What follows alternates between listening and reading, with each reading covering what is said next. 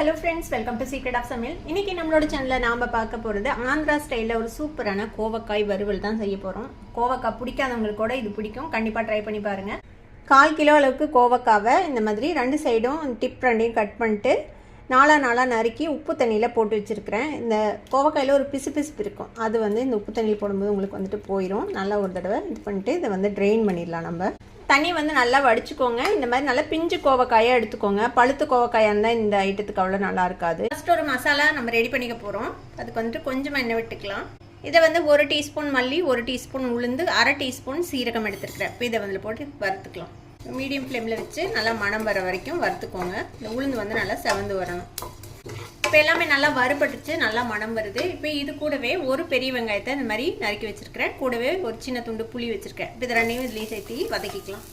வெங்காயம் வதங்கிறதுக்கு இன்னும் கொஞ்சம் எண்ணெய் விட்டுக்கலாம். இப்போ இந்த வெங்காயமும் லேசாக செவந்து வர அளவுக்கு நல்லா வதக்கிக்கோங்க. இப்போ வெங்காயமும் நல்லா செவந்து வதங்கிருச்சு. இப்போ நம்ம அடுப்பு ஆஃப் பண்ணிடலாம்.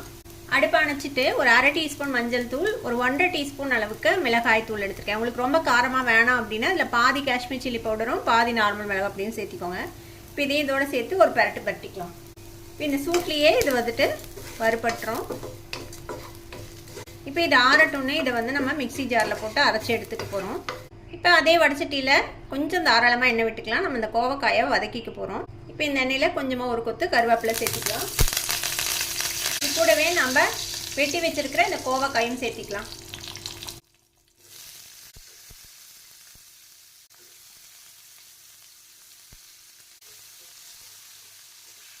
இந்த கோவக்காய் இந்த எண்ணெயிலேயே நல்லா வதங்கி வரணும். 3/4 பங்கு வேகிற அளவுக்கு அது வரைக்கும் நல்லா வதக்கி விட்டுக்கோங்க. இப்போ நம்ம வதக்குனது நல்லா ஆறிச்சு. இதில் கொஞ்சமாக தண்ணி விட்டு இதை அரைச்சி எடுத்துகிட்டு வந்துடலாம். ஒரு பேஸ்ட்டாக இந்த மாதிரி அரைச்சி எடுத்துகிட்டு வந்தாச்சு. இப்போ இது இருக்கட்டும்.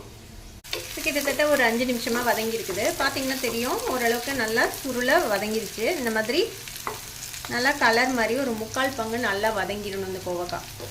இப்போ இதில் நம்ம அரைச்சி வச்சிருக்கிற இந்த விழுது சேர்த்திடலாம்.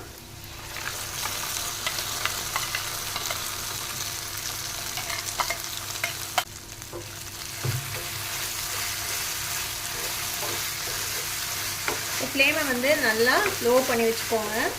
இதுக்கு தேவையான அளவுக்கு உப்பு சேர்த்திக்கலாம். உங்களுக்கு இது குழம்பு மாதிரி வேணும் அப்படின்னா நீங்கள் இது கூடவே தண்ணி சேர்த்து இந்த கோவக்காய் வேக வரைக்கும் நீங்கள் வேக வச்சுக்கலாம். இல்லை பெரட்டை மாதிரி செய்கிறீங்க அப்படின்னா தண்ணி விட வேண்டாம். இப்படியே இது எண்ணெயில் வதங்கி வேகட்டும். இப்போ இதை நம்ம மூடி வச்சிடலாம். இது இப்படியே வதங்கட்டும். நல்ல லோ ஃப்ளேமில் வதங்கட்டும். இப்போ ஒரு 5-6 நிமிஷம் நல்லா வதக்கியிருக்கோம்.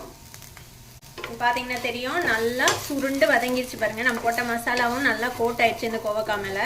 இதை நீங்கள் சாதத்தில் பரட்டி சாப்பிடலாம், பொரியல் மாதிரியும் வச்சு சாப்பிடலாம். ரெண்டுமே நல்லாயிருக்கும். உங்களுக்கு குழம்பு மாதிரி வேணும் அப்படின்னு நினச்சிங்கன்னா இந்த மசாலா போட்டோன்னே தேவையான அளவுக்கு தண்ணி விட்டு இந்த கோவக்காவை வேக வச்சிட்டிங்கன்னா இதுவே ஒரு குழம்பு மாதிரியும் உங்களுக்கு கிடைக்கும்.